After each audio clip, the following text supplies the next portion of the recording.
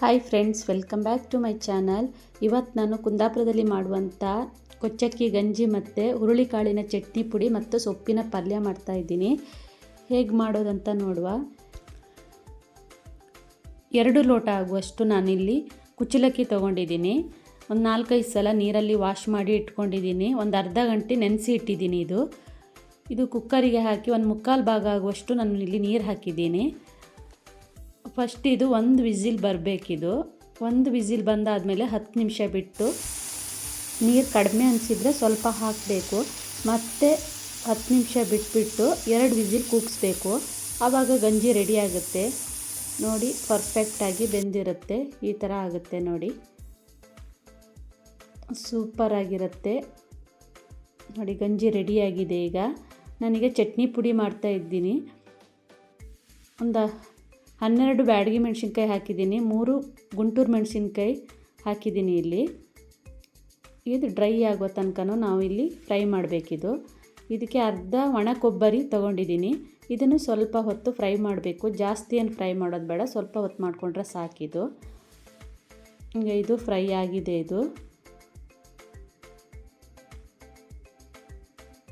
ಈಗ ಅದೇ ಕಡಾಯಿಗೆ ಒಂದು ಅರ್ಧ ಬೆಳ್ಳುಳ್ಳಿ ಹಾಕ್ತಾಯಿದ್ದೀನಿ.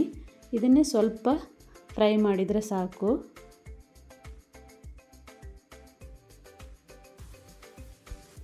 ಈ ಚಟ್ನಿ ಪುಡಿ ತಿಂಗಳಗಟ್ಟಲೆ ಸ್ಟೋರ್ ಮಾಡಿ ಇಟ್ಕೋಬೋದು. ತುಂಬಾ ಚೆನ್ನಾಗಾಗುತ್ತೆ ಇದು ಹುರುಳಿಕಾಳಿನ ಚಟ್ನಿ ಪುಡಿ. ಈಗ ಇದು ಡ್ರೈ ಆಗಿದೆ.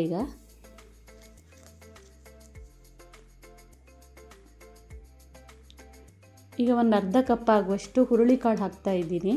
ಇದನ್ನು ಕೆಂಪಗಾಗುವ ತನಕ ಫ್ರೈ ಮಾಡಬೇಕು.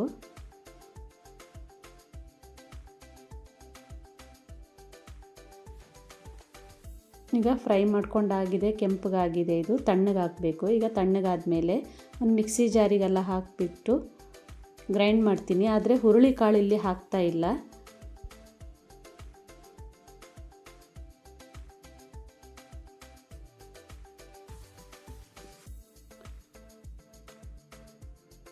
ಇಲ್ಲಿ ಒಂದು ನಿಂಬೆಹಣ್ಣು ಗಾತ್ರದಷ್ಟು ಹುಣಸೆಹಣ್ಣು ಹಾಕ್ತಾಯಿದ್ದೀನಿ.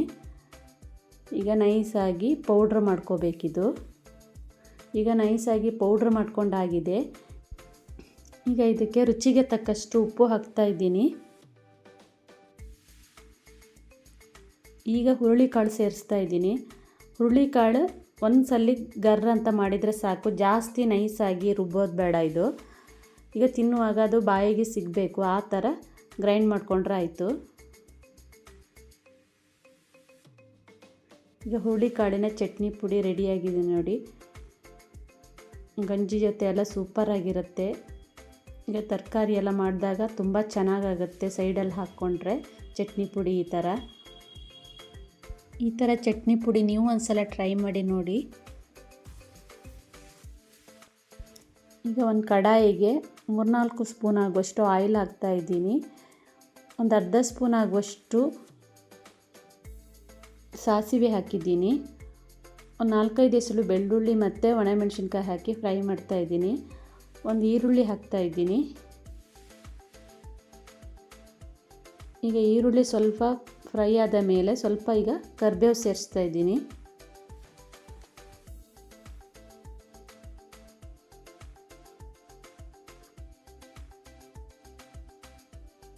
ಗಂಜಿ ಜೊತೆ ಸೊಪ್ಪಿನ ಪಲ್ಯ ಮತ್ತು ಚಟ್ನಿ ಪುಡಿ ಇದ್ದರೆ ತುಂಬಾ ಚೆನ್ನಾಗಾಗುತ್ತೆ. ಇದು ಊಟಕ್ಕೆ, ಆರೋಗ್ಯಕ್ಕೂ ತುಂಬಾ ಒಳ್ಳೆಯದು. ಈಗ ಒಂದು ಟೊಮೆಟೊ ಹಾಕ್ತಾಯಿದ್ದೀನಿ. ಇದನ್ನು ಸ್ವಲ್ಪ ಹೊತ್ತು ಫ್ರೈ ಮಾಡ್ಕೋಬೇಕು. ಈಗ ಫ್ರೈ ಆದ ಮೇಲೆ ಈಗ 1/4 ಸ್ಪೂನ್ ಆಗುವಷ್ಟು ಅರಿಶಿನ ಹಾಕ್ತಾಯಿದ್ದೀನಿ. ಒಂದು ಸಲ ಫ್ರೈ ಮಾಡ್ಕೊಂಡಾದಮೇಲೆ ಈಗ ಸೊಪ್ಪು ಹಾಕ್ತಾಯಿದ್ದೀನಿ. ಇಲ್ಲಿ ದಂಟಿನ ಸೊಪ್ಪು ತೊಗೊಂಡಿದ್ದೀನಿ. ಯಾವ ಸೊಪ್ಪು ಬೇಕಾದರೂ ತೊಗೋಬೋದು. ಹೆಲ್ತಿಗಂತೂ ತುಂಬಾ ಒಳ್ಳೆಯದಾಗುತ್ತೆ. ಈ ಗಂಜಿ ಜೊತೆ ಸೊಪ್ಪು ಚಟ್ನಿ ಪುಡಿ ಹಾಕ್ಕೊಂಡು ಊಟ ಮಾಡಿರೋ ವಾರಕ್ಕೆ ಒಂದು ಸಲ ಆದರೂ ಮಾಡ್ಕೋಬೇಕು. ಇದು ರುಚಿಗೆ ತಕ್ಕಷ್ಟು ಉಪ್ಪು ಹಾಕಿದ್ದೀನಿ. ಒಂದು ಸಲ ಮಿಕ್ಸ್ ಮಾಡಬೇಕು. 1 ನಿಮಿಷ ಇದು ಬೇಯಲಿಕ್ಕೆ ಇಡಬೇಕಿದೀಗ. ಯಾವಾಗಲೂ ನಾವು ಅನ್ನ ಸಾಂಬಾರು ತಿಂತಾ ಇರ್ತೀವಿ, ನಾನ್ ವೆಜ್ ತಿಂತಾ ಇರ್ತೀವಿ. ವಾರಕ್ಕೆ ಒಂದು ಸಲ ಈ ಥರ ಗಂಜಿ ಊಟ ಮಾಡಿದರೆ ತುಂಬ ಒಳ್ಳೆಯದಾಗುತ್ತೆ. ಹೆಲ್ತು ತುಂಬ ಚೆನ್ನಾಗಿರುತ್ತೆ. ಕುಂದಾಪುರದಲ್ಲಿ ವೈಟ್ ರೈಸ್ಗಿಂತ ಬಾಯ್ಲ್ಡ್ ರೈಸೇ ಜಾಸ್ತಿ ತಿನ್ನೋದು. ಬೆಳಿಗ್ಗೆನೇ ಎಲ್ಲ ಗಂಜಿ ಊಟ ಮೊದಲು ಮಾಡ್ತಾಯಿದ್ರು.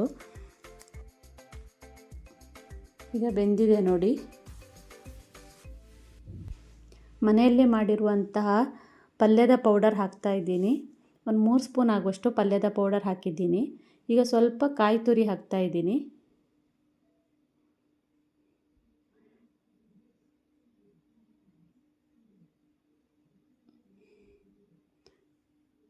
ಈಗ ಎಲ್ಲ ಒಂದು ಸಲ ಮಿಕ್ಸ್ ಮಾಡಿಬಿಟ್ಟು ಇದು ಮತ್ತೆ 1 ನಿಮಿಷ ಹಾಗೇ ಇಡಬೇಕು.